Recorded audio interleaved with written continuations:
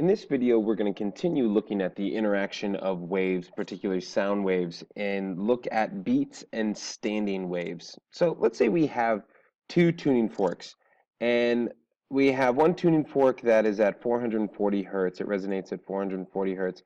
And say we have another one with a small piece of putty that's on it, or maybe just an extra something on it so that it resonates or it vibrates at 438 hertz. So it's just slightly different from the other one, just off by 2 hertz. If we sound these two tuning forks, we notice an interesting phenomena. We hear something that we call beats, and this happens because of the slightly different frequencies. We get these overlap of waves, and we get a series of constructive and destructive interference, and we perceive this as pulses in the amplitude of the resulting wave. The frequency of these beats is going to come about by the difference between the two sound frequencies. So in this example that I've shown here, 440 hertz and 438 hertz, the beat frequency would be 2 hertz. So that means that we would expect to hear 2 beats every second. Now, this tone is, we're still going to continue to hear this tone, but we hear these slight pulses in amplitude. So we hear a louder portion and a fainter portion and a louder portion. And so this area right here is 1 second of time, but we hear 2 distinctly louder beats or distinctly louder pulses. Now, this idea is used when tuning instruments, whether it's tuning a piano. If you look at the old style of tuning a piano, you would have a range of tuning forks. You smack one tuning fork, hit a key, and you listen for the number of beats. And you hear that you can detect 3 beats, so you know it's off by 3 hertz. You tighten the string of the piano to get it into the tune that you want. So we just recognize these slight differences. Now, our ears are really only good at detecting up to around 10 hertz beat frequency. If you get much higher than that, 10, 12, it's really tough to distinguish, and we just hear that as a continuous pulse. Moving into transverse standing wave patterns, let's imagine we have a string and we vibrate it such that we get a standing wave. And we've seen this before with the Slinky, and we can change the frequency such that we get 2 crests in our wave or 1 full wavelength, and we can increase the frequency even still to get 3 crests or what we call antinodes. And this can continue, so on and so forth. Well, we notice that this relationship between the number of antinodes and nodes, and remember, antinodes are where we get constructive interference, and nodes are where we get destructive interference, or portions on the media where there's no disturbance at all, there's no movement, no amplitude. And so the very first frequency where we start to see a standing wave, we call the first harmonic, or the fundamental frequency. And so whatever that frequency is, say it's 200 hertz, well, that's going to be our measuring stick for the next subsequent frequency. So the second harmonic, or sometimes we'll call that the first overtone, that's going to be 2 times the fundamental frequency. And so if this were 200, then the second harmonic would then be 400 because you have 2 times that. Notice the wavelength of the wave is now cut in half. So the relationship between the frequency and the wavelength, that relationship is still there, that inverse relationship, because we're assuming that the density, the linear density of this media and the tension in the string is not going to change. So that means the speed of the wave isn't going to change. So the only variables here that are left are the frequency and the wavelength. And so as the frequency increases, the wavelength is going to decrease and vice versa. So we notice in this standing wave, we have 2 antinodes, and the wavelength is half of that as up here, so that naturally would make us double our frequency. Well, if we continue on to the third harmonic, looking at the third harmonic, we call it the third harmonic because, one, the frequency is 3 times that of the fundamental frequency, but we also have 3 antinodes. And so with the 3 antinodes, that signifies the third harmonic. And notice the difference between each harmonic is the fundamental frequency. The difference between the first harmonic and second harmonic is 1 fundamental frequency. The difference between the second harmonic and third harmonic is one fundamental frequency. And this can continue on into the fourth, fifth, and sixth harmonic, or the third, fourth, and fifth overtone.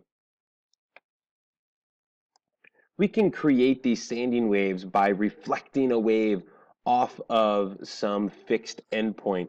And as we send a pulse down a string, when it hits the barrier here, it's going to reflect and send that wave back. And if we just do one pulse and then wait and then do another pulse later, those pulses will interact, and because the first one is reflected, they will interact with destructive interference. Now, if we time them right and find the correct frequency, then we can get this phenomena of standing waves. Now, the frequency of this standing wave depends upon the speed through which the wave travels through the medium, which we know that goes back to depending upon the tension in the string and the linear density. But if we have the speed, if we can measure or find or are told the speed through which a wave will travel through a string, then that speed and the length of the string will determine the fundamental frequency. And so this is a very important equation that we're going to use when dealing with standing waves and finding the fundamental frequency. And so the fundamental frequency is the first frequency, so n would be a value of 1. And so if we just take the speed of the wave divided by 2L, which L is the length of the string, that gives us our fundamental frequency. Now let's say we want to find the 10th harmonic. Well, if we want the 10th harmonic, now we just put a 10 in for n, and so we know that the 10th harmonic is going to be 10 times that of the frequency of the fundamental frequency. This principle right here is how a guitar works. Remember, when we pluck a guitar string, it starts to vibrate, and that vibration is a standing wave. It's a fundamental frequency standing wave. It only has one wavelength, and so we hear a note or we hear a tone.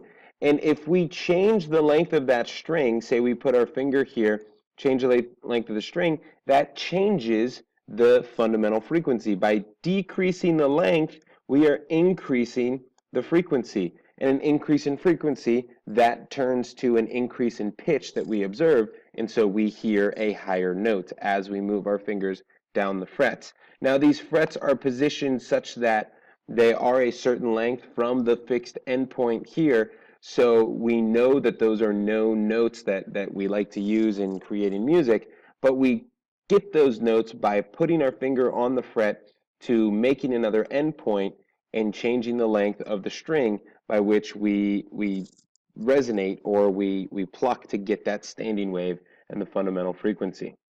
So frets allow the guitar player to produce a complete sequence of musical notes on a single string.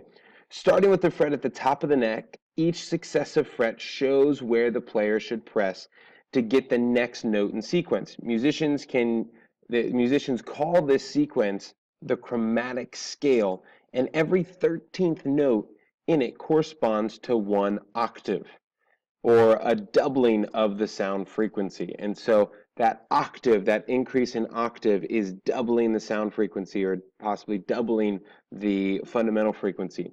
The spacing between the frets is greatest at the top of the neck and decreases with each additional fret further on down.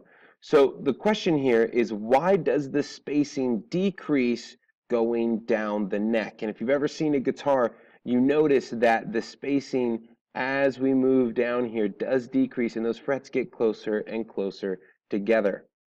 And so looking at this, let's just examine the first note here, where we have this length of just under 63 centimeters for our string that is vibrating.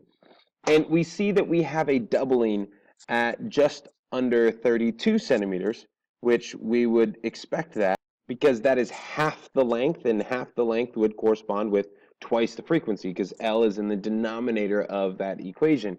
And then we experience another doubling at half of that. Well, these doublings are going to occur more closely together because as we move down the neck of the guitar, our string is getting shorter and shorter. So that first fundamental frequency is going to get smaller. So then half of something that's smaller is also going to be smaller. And so those are going to get closer together. Another way that you can examine this, if you like to visualize things graphically, think of the graph of y equals 1/2 raised to the power of x. That is an exponential decay, and so that comes the graph comes closer and closer to the x-axis, and this is actually doing this same sort of thing here in the frets along a guitar.